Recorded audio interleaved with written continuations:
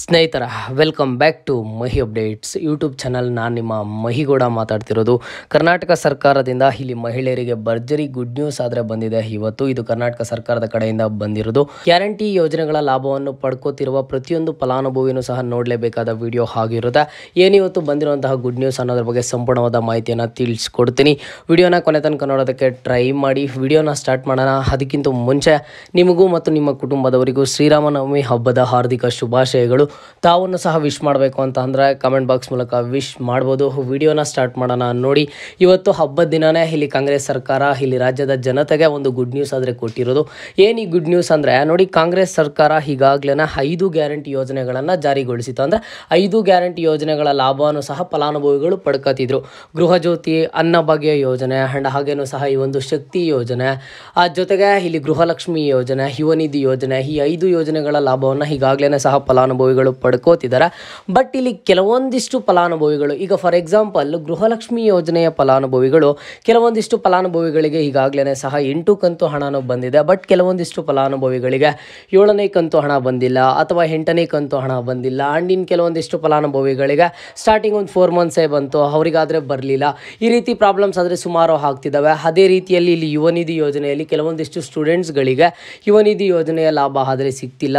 ಇಂತಹ ಫಲಾನುಭವಿಗಳಿಗೆ ಈಗ ಕರ್ನಾಟಕ ಸರ್ಕಾರ ಕೊಟ್ಟಿರೋದು ಒಂದು ಭರ್ಜರಿ ಗುಡ್ ನ್ಯೂಸ್ ಆಗಿರುತ್ತೆ. ನಿಮಗೆ 5 ಗ್ಯಾರಂಟಿ ಯೋಜನೆಗಳಲ್ಲಿ ಈಗ ನಿಮಗೆ ಶಕ್ತಿ ಯೋಜನೆ ಏನಿದೆ, ಈ ಒಂದು ಶಕ್ತಿ ಯೋಜನೆಗೆ ಮಹಿಳೆಯರು ಆಧಾರ್ ಕಾರ್ಡನ್ನು ತೋರಿಸ್ಬಿಟ್ಟು ಟ್ರಾವೆಲ್ ಮಾಡ್ತಿದ್ದಾರೆ. ಅದರಲ್ಲೇನೂ ಸಹ ಸಮಸ್ಯೆ ಆಗ್ತಿಲ್ಲ. ಬಟ್ ಇನ್ನು ಉಳಿದ 4 ಗ್ಯಾರಂಟಿ ಯೋಜನೆಗಳಲ್ಲಿ ಫಲಾನುಭವಿಗಳಿಗೆ ಏನಾದರೂ ಸಮಸ್ಯೆ ಇದ್ದರೆ ಕರ್ನಾಟಕ ಸರ್ಕಾರ ಮಾಡಿರುವಂಥ ಒಂದು ಹೊಸ ಆದೇಶ ಇದು. ಕಾಂಗ್ರೆಸ್ ಸರ್ಕಾರದ ಕಡೆಯಿಂದನೇ ನಿಮಗೆ ಗ್ಯಾರಂಟಿ ಯೋಜನೆಗಳದು ಏನೆಲ್ಲ ಸಮಸ್ಯೆ ಇದೆ ಅಂತ ಹೇಳಿಬಿಟ್ಟು ನಿಮಗೊಂದು ಫೋನ್ ಕಾಲ್ ಆದರೆ ಬರುತ್ತೆ. ಯಾಕಂತ ಅಂದರೆ ನೀವು ಈ ಯೋಜನೆಗಳ ಲಾಭವನ್ನು ಪಡ್ಕೊಳ್ಳೋದಕ್ಕೆ ಅಪ್ಲಿಕೇಶನ್ ಹಾಕೋದಕ್ಕೆ ನಿಮ್ಮ ಒಂದು ಮೊಬೈಲ್ ನಂಬರು, ನಿಮ್ಮ ಒಂದು ಡೀಟೇಲ್ಸ್ ಎಲ್ಲನೂ ಸಹ ಎಂಟರ್ ಮಾಡಿರ್ತೀರ.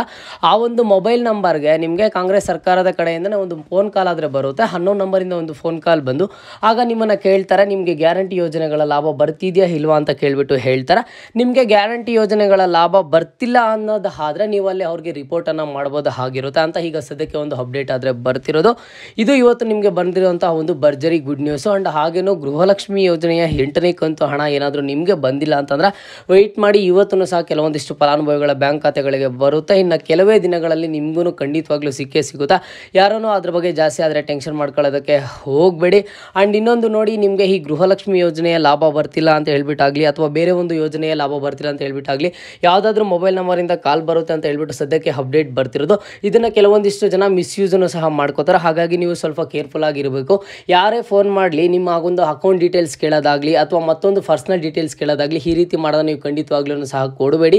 ಇನ್ ಕೇಸ್ ನಿಮಗೆ ನೋಡಿ ಈ ಕರ್ನಾಟಕ ಸರ್ಕಾರದ ಕಡೆಯಿಂದ ಏನಾದರೂ ಫೋನ್ ಬಂದಿದೆ ಅಂತಂದರೆ ನಿಮಗೆ ಗ್ಯಾರಂಟಿ ಯೋಜನೆಗಳ ಲಾಭ ಸಿಗ್ತಿದೆಯಾ ಇಲ್ವಾ ಅಂತ ಕೇಳ್ತಾರೆ.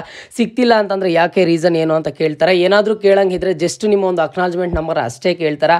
ನಾನು ಈಗ ಮತ್ತೆ ಹೇಳ್ತಿದ್ದೀನಿ, ಫಲಾನುಭವಿಗಳು ಹುಷಾರಾಗಿರಿ. ಯಾರಾದರೂ ಈಗ ನಿಮ್ಮ ಒಂದು ಅಕೌಂಟ್ ಡೀಟೇಲ್ಸ್ ಕೇಳೋದು ಅಥವಾ OTP ಕಳಿಸೋದು ಈ ರೀತಿ ಏನಾದರೂ ಮಾಡ್ತಾರೆ, ದಯವಿಟ್ಟು ನೀವು ಅದು ಯಾರನ್ನೂ ಸಹ ಯಾರ ಜೊತೆನೂ ಹಂಚ್ಕೊಳ್ಳೋದಕ್ಕೆ ಹೋಗಬೇಡಿ. ಇದು ಇವತ್ತಿನ ಮಾಹಿತಿ ಆಗಿರುತ್ತೆ. ಇದೇ ರೀತಿಯ ಎಲ್ಲ ಹೆಚ್ಚಿನ ಅಪ್ಡೇಟ್ಸ್ಗಾಗಿ ಮಹಿ ಅಪ್ಡೇಟ್ಸ್ ಯೂಟ್ಯೂಬ್ ಚಾನಲನ್ನು ಸಬ್ಸ್ಕ್ರೈಬ್ ಮಾಡ್ಕೊಳ್ಳಿ.